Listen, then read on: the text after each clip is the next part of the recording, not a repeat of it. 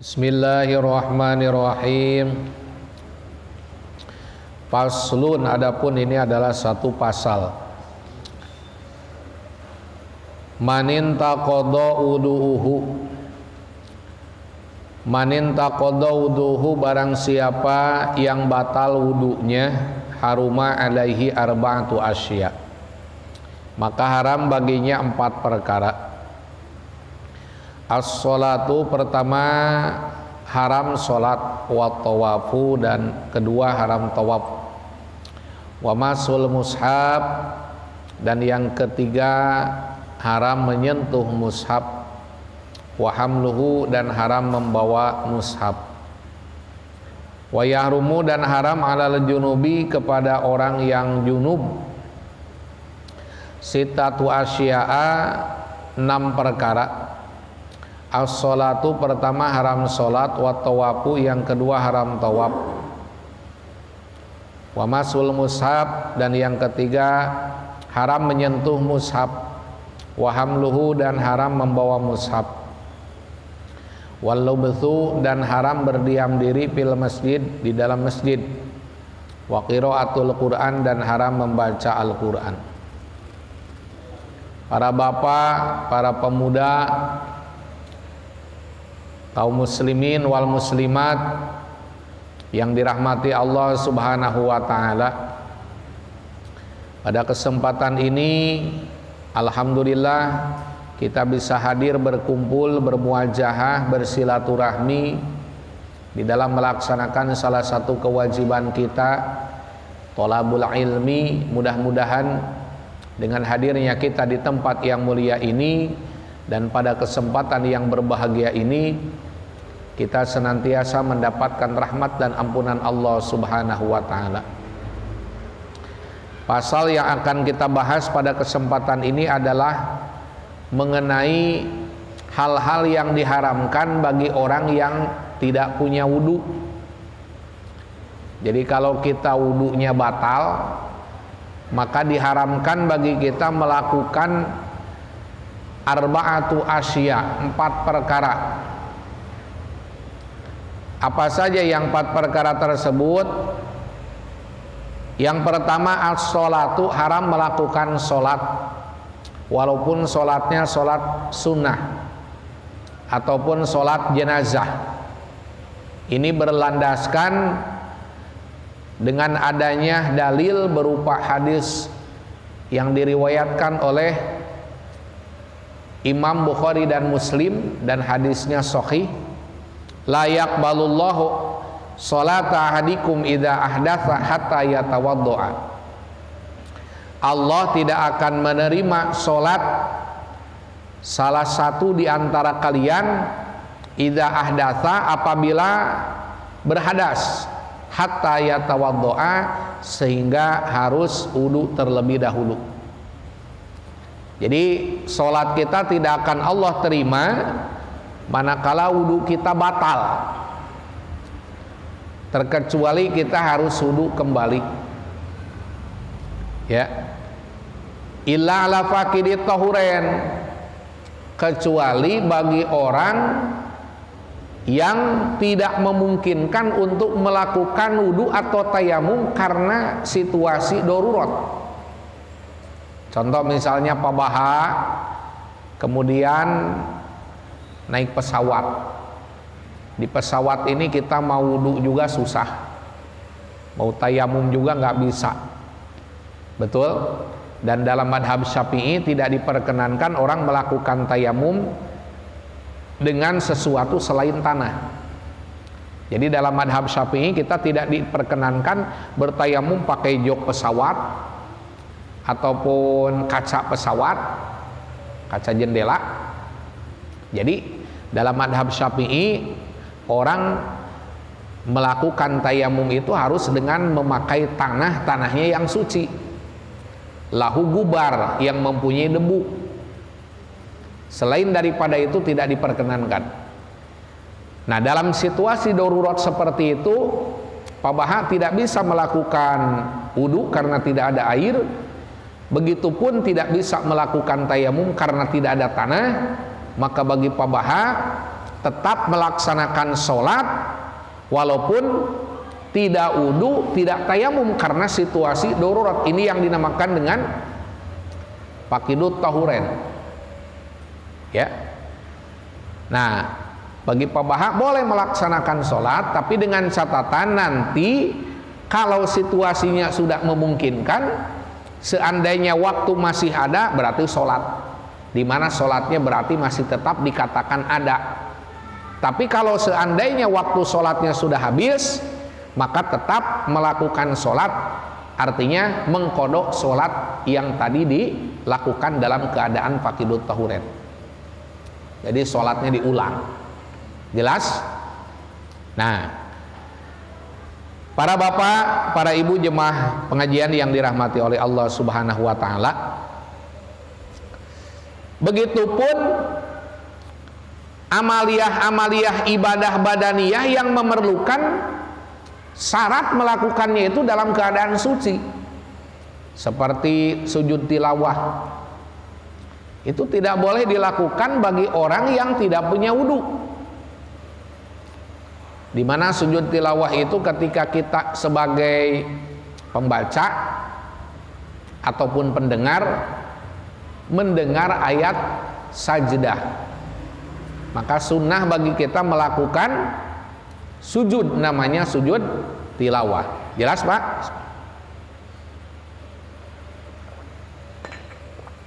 Nah, jadi sujud tilawah juga sama Pak, termasuk sujud syukur. Ketika kita mendapatkan nikmat yang tidak disangka-sangka, bukan lidawamin nikmah, bukan. Karena kalau berbicara nikmat, setiap detik, setiap menit kita tidak lepas daripada nikmat dari Allah. Betul? Kalau seandainya dengan lidawamin nikmat ini kita diperintahkan untuk terus bersujud, berarti habis waktu kita untuk dipakai bersujud kepada Allah. Karena tidak lepas hidup kita itu dari nikmat yang Allah berikan kepada kita. Betul? Jadi sujud syukur ini dianjurkan manakala kita mendapatkan nikmat yang tidak disangka-sangka, yang sebelumnya kita tidak menyangka bakalan dapat rezeki nomplok Pak RT. Pak RT lagi nongkrong depan rumah, tahu-taunya ada orang yang tidak dikenal bawa koper dan menyerahkan koper tersebut dengan penuh ikhlas. Dan ketika koper itu dibuka ternyata uang semua. Setelah dihitung-hitung 2M. Amin ya Allah ya Rabbal. Kata Pak RT, ini saya semalam mimpi apa? Tidak disangka-sangka bakalan mendapatkan rezeki yang segitu banyaknya. Maka bagi Pak RT sunnah melakukan sujud, namanya sujud syukur. Dalam hati berniat takbir terlebih dahulu menghadap kiblat dalam keadaan bersuci tentunya. Ya, Allahu Akbar, kemudian sujud. Yang dibaca apa? Sajada wajhiya lilladzi khalaqahu wa sawwarahu wa syaqqa sam'ahu wa basarahu bihaulihi wa quwwatihi fatabarakallahu bi ahsanil khaliqin. Nah, bagaimana kalau misalkan kita sering melihat orang dalam permainan sepak bola, ketika seorang striker memasukkan bola ke dalam gawang, artinya dia menggolkan. Saking senangnya kemudian dia melakukan selebrasi, di mana selebrasinya ini adalah berupa sujud. Apakah ini yang dinamakan dengan sujud syukur? Bukan, itu namanya sujud kebelinger. Pak RT, masa sujud pakai kolor? Betul, lututnya kelihatan. Habis gitu bukannya madep kiblat malah madep gawang. Terus lagi dia nggak punya wudu. Jadi sekilas memang seperti wah, ini yang namanya pemain religius ini taat beragama. Bukan taat beragama, justru dia melakukan hal-hal yang bertentangan dengan agama karena tidak disyariatkan. Orang ngegolin malah melakukan sujud. Memang sih niatnya sujud syukur, tapi tidak sesuai dengan tuntunan syariat. Betul? Ya. Subhanallah. Dan yang kedua, haram bagi seseorang yang tidak punya wudu melakukan tawaf. Alasannya kenapa? Baik tawafnya tawaf fardu ataupun tawaf sunnah. Tawaf sunnah ini seperti tawaf kudum. Ya. Kalau tawaf fardu itu termasuk ataupun disebut tawaf ifadah. Jadi orang melakukan tawaf ini harus dalam keadaan bersuci, harus dalam keadaan berwudu. Karena sholat ini sama seperti karena tawaf ini sama seperti sholat. At-tawaf bimangzilatis sholat. Yang namanya tawaf ini sama seperti sholat, Pak RT. Illa annallaha ahalla fihin nutqa. Hanya saja dalam tawaf Allah membolehkan seseorang berbicara. Akan tetapi paman nataqa fala yantiq illa bi khair. Barang siapa yang mau berkata, berbicara pada saat dia melakukan tawaf, silahkan saja, tapi jangan berkata kecuali dengan perkataan yang baik. Jangan mengejek ataupun menghina orang. Pas lagi tawaf kita lihat ada orang negro, kulitnya hitam, hitamnya itu hitam banget. Kemudian kita mengejek, menghina, memperolok-olok. Misalkan kebetulan pada saat itu yang tawaf adalah Pak Baha sama Pak Hairul. Pas lagi tawaf kata Pak Hairul, Pak Baha, coba lihat itu, hitam banget ya. Terus malah diladenin sama Pak Hairul. Di kita ada nggak orang kayak gitu? Konon katanya kalau di kampung halamannya dia ganteng, apalagi kalau dilihat giginya putih. Jadi ngomongin orang, betul? Jadi sebetulnya ketika kita melakukan tawaf boleh berbicara, akan tetapi tidak boleh mengeluarkan perkataan-perkataan yang kotor, perkataan-perkataan yang mengandung dosa dan maksiat. Jelas, Pak? Berbeda dengan ketika pada saat sholat. Kalau saat sholat kita nggak boleh berbicara kecuali bacaan sholat. Ya, kita pas lagi sholat kebetulan gerah, nggak boleh kita ngomong gerah. Atau pas lagi sholat, tengah-tengah sholat hujan, nggak boleh kita ngomong kata hujan, kecuali kalau tidak disengaja. Kalau tidak disengaja, seandainya perkataannya sedikit dan tidak ada unsur kesengajaan, itu tidak membuat sholatnya batal. Kalau tidak disengaja dan perkataannya sedikit. Tapi kalau perkataannya banyak walaupun tidak disengaja tetap batal. Jelas? Nah, jadi ketika kita melakukan tawaf, maka sama seperti kita melakukan sholat, harus dalam keadaan punya wudu. Dan yang ketiga, wa masul mushaf, menyentuh mushaf. Apa yang dinamakan dengan mushaf? Ya, Syekh Nawawi Al-Bantani memberikan definisi mengenai mushaf. Kata beliau, kullu ma kutiba alaihi Qur'an lidirosah. Apapun yang di dalamnya tertulis ayat Al-Quran dengan maksud dan tujuan untuk belajar ataupun untuk dibaca, itu namanya mushaf. Walaupun berupa tiang, walaupun berupa lauh, lauh ini lempengan ataupun papan, au jildan, walaupun berupa medianya itu adalah berupa kulit, au kirtosan ataupun kertas. Jadi apapun yang di dalamnya tertulis ayat Al-Quran dengan maksud dan tujuan pada saat menulis adalah lidirosah, untuk belajar, ataupun lil kiroah, untuk dibaca, maka itu namanya mushaf. Contoh misalnya di sini kan ada, nah di belakang itu surah Yasin. Jadi kalau pada saat menulis diniatkan untuk dibaca, untuk dipelajari, tidak ada niat untuk litabaruk, maka dengan menyentuh kaligrafi tersebut bagi kita tidak boleh kecuali dalam keadaan berwudu. Jelas? Ya. Atau misalkan seorang guru kemudian mengajarin anak-anaknya ini untuk tahsinul Quran, tahsin bacaan Al-Quran.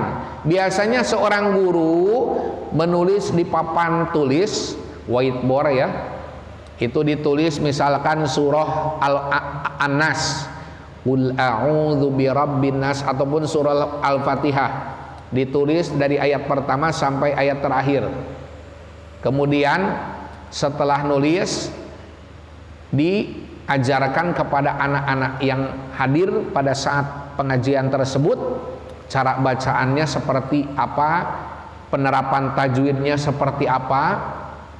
Maka dengan menulis surah Al-Fatihah di whiteboard ataupun di papan tulis dengan tujuan dirosah, dengan tujuan belajar, dengan tujuan membaca, maka itu tidak boleh disentuh kecuali dalam keadaan punya wudu. Jelas, Pak? Berbeda seandainya menulis Al-Quran ini dengan niat tabarruk. Tabarruk ini ngalap berkah. Seperti apa ngalap berkah, Pak?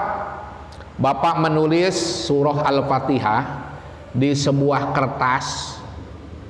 Kemudian pada saat menulis dari mulai ayat pertama sampai ayat terakhir, Bapak niatkan litabarruk, artinya ngalap berkah. Bukan tujuan lidirosah, bukan untuk belajar, bukan lil qiraah, bukan untuk maksud supaya dibaca, tapi litabarruk, untuk ngelap berkah. Setelah itu kemudian dilipat-lipat, dimasukkan ke peci, ngelap berkah. Mudah-mudahan dengan membawa tulisan yang di dalamnya itu ada suratul Fatihah, Bapak terhindar daripada godaan setan, dari godaan jin, ataupun dari perbuatan-perbuatan maksiat. Sebab diyakini kalau orang bawa tulisan Al-Quran mau berbuat maksiat dan munkarot saja malu. Betul nggak? Kita bawa tulisan Al-Quran, dilipat-lipat, dimasukin ke kantong baju. Kebetulan di depan rumah ada dangdutan, kira-kira kita joget nggak?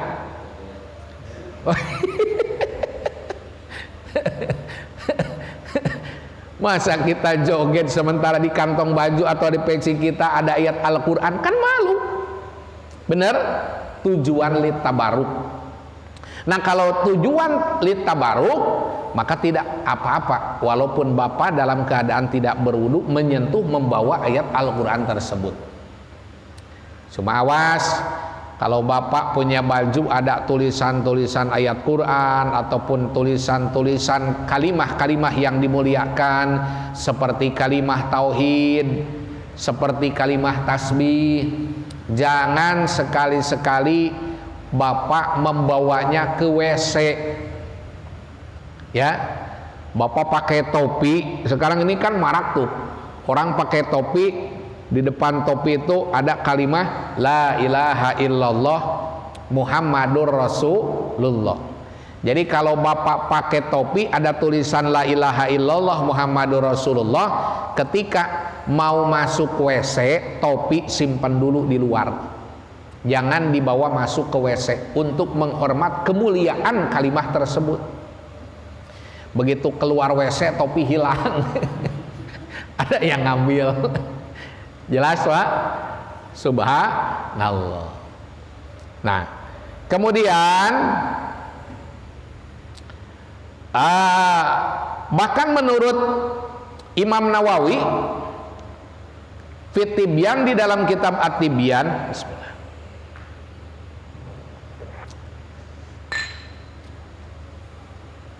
Jadi yang haram itu, yang haram disentuh bukan cuma tulisannya saja, pinggir Al-Qur'annya juga tidak boleh.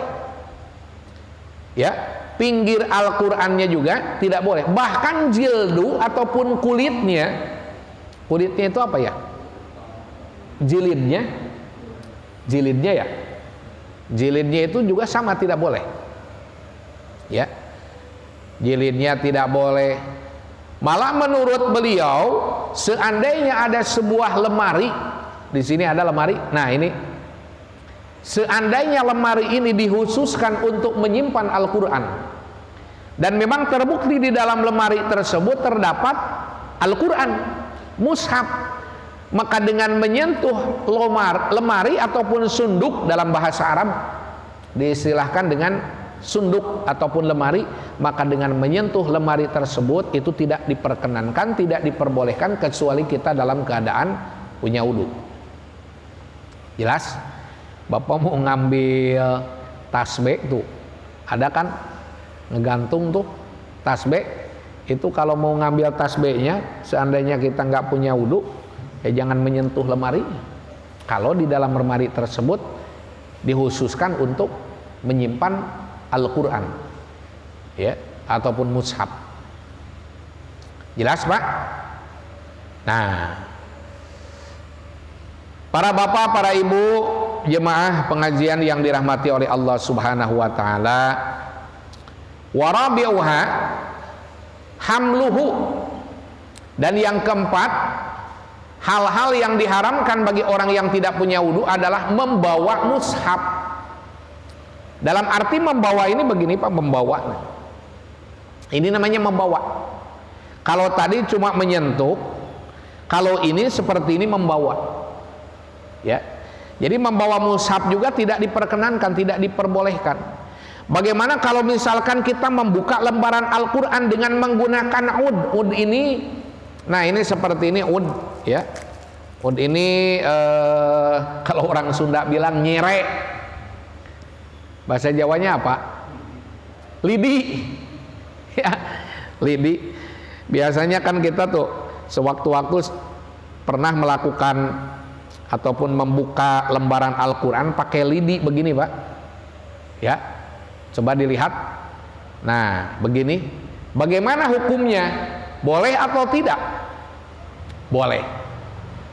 Ya, boleh. Karena ini bukan membawa dan bukan pula menyentuh. Betul? Ini boleh. Membuka lembaran Al-Qur'an bagi orang yang tidak punya wudu dengan menggunakan lidi ataupun ud kayu atau apa saja seperti ini, saya pakai sedotan aqua. Nah, begini, itu boleh. Yang tidak boleh apabila lembaran Al-Qur'annya ini terpisah dari bukunya.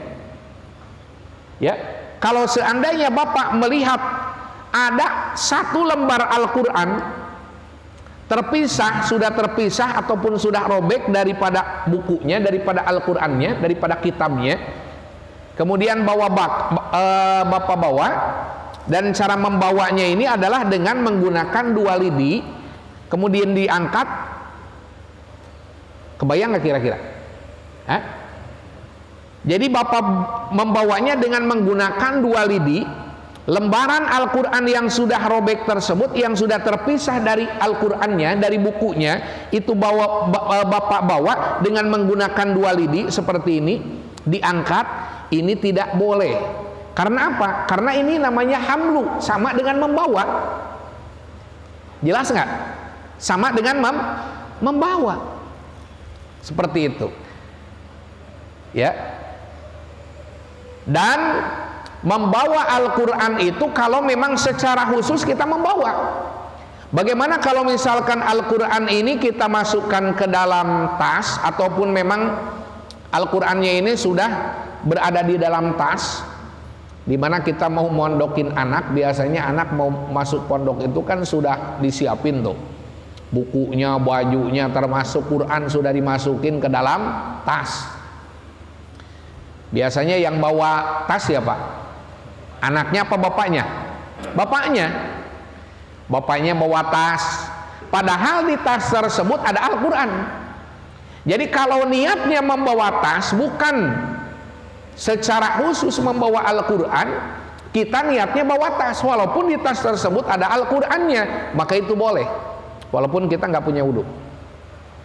Jelas Pak? Jelas nggak kira-kira Pak? Bagaimana kalau misalkan di HP ya Pak ya? HP memang untuk kehati-hatian lebih baik kita punya wudhu, walaupun yang dibuka adalah HP. Ketika aplikasinya itu dibuka, burai kan, ada nampak ayat-ayat Al-Quran.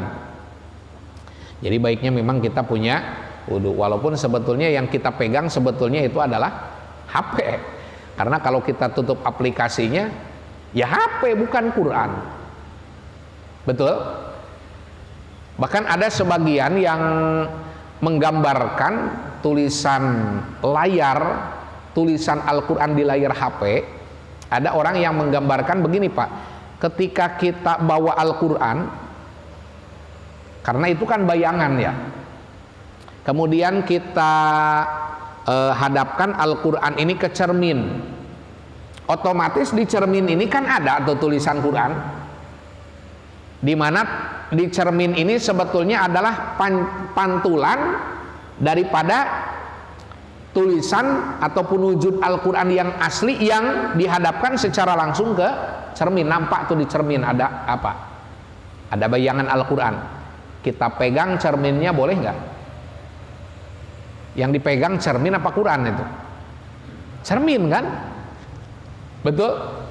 Tapi walaupun demikian, tetap bagi kita untuk kehati-hatian. Untuk kehati-hatian dianjurkan ketika kita membuka aplikasi Al-Quran, kita wudhu terlebih dahulu. Jelas Pak?